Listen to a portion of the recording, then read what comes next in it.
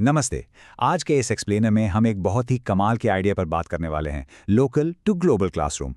सोचकर देखिए, कैसा हो अगर हम बच्चों के गांव की पूरी विरासत, उनका इतिहास, उनकी अपनी संस्कृति सीधा उनके क्लासरूम में ले आएं।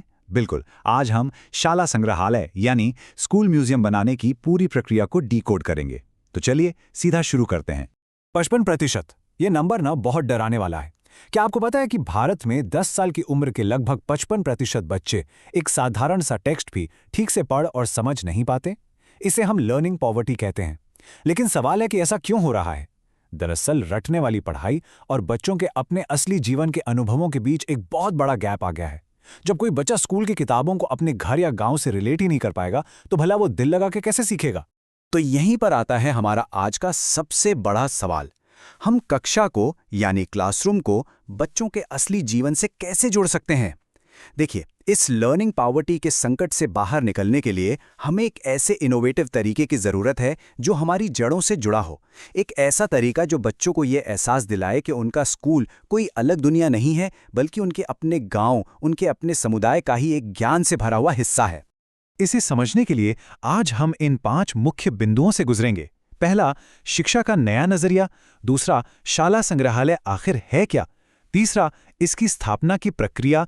चौथा, इसका पाठ्यक्रम से सीधा जुड़ाव। और अंत में, समुदाय और बहुभाषी शिक्षा का रोल। तो चलिए सबसे पहले बात करते हैं शिक्षा के नए नजरिए की। अब सबसे बड़ा सवाल कि ये शाला संग्रहालय आखिर है क्या। देखिए, दिमाग से ये निकाल दीजिए कि ये कोई पुरानी धूल भरी चीजों का स्टोर रूम है। बिल्कुल नहीं। ये स्कूल के अंदर एक ऐसा वाइब्रेंट और जीवंत स्पेस है जहां बच्चे अपने ही गांव के इतिहास और परंपराओं से एक्सपीरियंशियल लर्निंग यानी अनुभवात्मक अधिगम हासिल करते हैं। आसान शब्दों में कहें तो ये बच्चों के घर की संस्कृति और स्कूल की किताबी शिक्षा के बीच एक बहुत ही मजबूत पुल का काम करता है। अब हम अपने दूसरे भाग की तरफ पढ़ते हैं, जो इसी बारे में है कि शाला संग्रहालय असल में दिखता कैसा है। आप ये खूबसूरत सोहराय वॉल पेंटिंग देखिए। इस म्यूजियम की तो दीवारें भी स्थानीय विरासत की कहानी सुनाती हैं। इस जगह को तैयार करने के लिए ही ये शानदार पेंटिंग की जा रही है। और यकीन मानिए, ये सिर्फ सजावट के लिए नहीं है।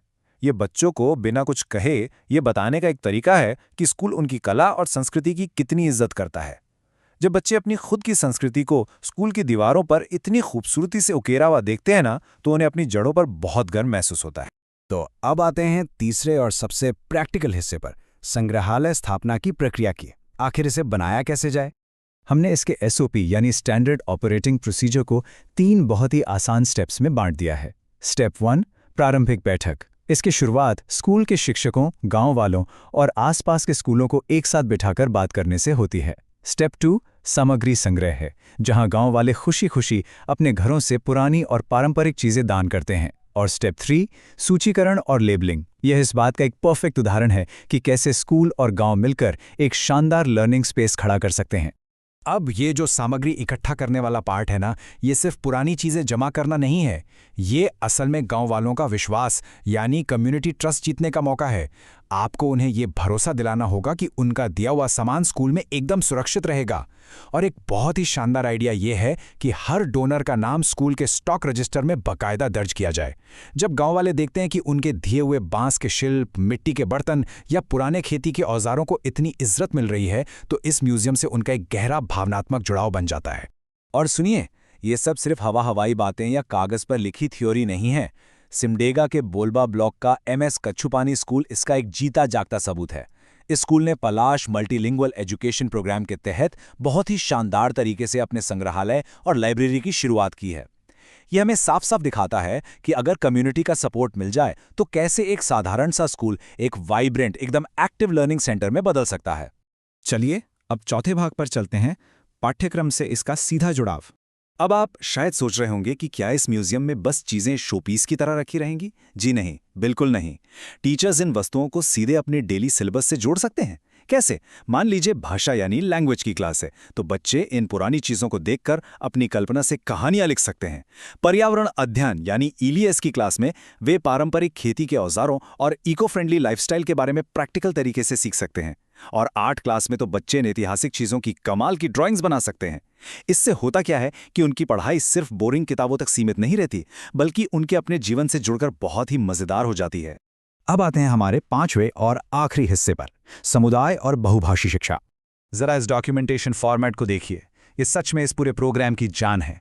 यहाँ म्यूजियम में रखी हर चीज के लेबल को 3 भाषाओं में लिखा जाता है। बच्चे किसी भी वस्तु का स्थानीय नाम अपनी भाषा जैसे खड़ियां या हल्बी में पढ़ते हैं और उसके ठीक बगल में हिंदी और अंग्रेजी के नाम भी लिखे होते हैं। सोचकर देखिए ये कितना पावरफुल टूल है। इससे न सिर्फ बच्चों की चीज़ों को समझने की क्षमता यानी कॉग्निटिव अंडरस्टैंडिंग बहुत तेज़ी से बढ़ती है, बल्कि उन्हें अपनी खुद की मातृभाषा और संस्कृति पर एक अलग ही गर्व महसूस होता है। सच कहूँ तो ये एक जीनियस अप्रोच है।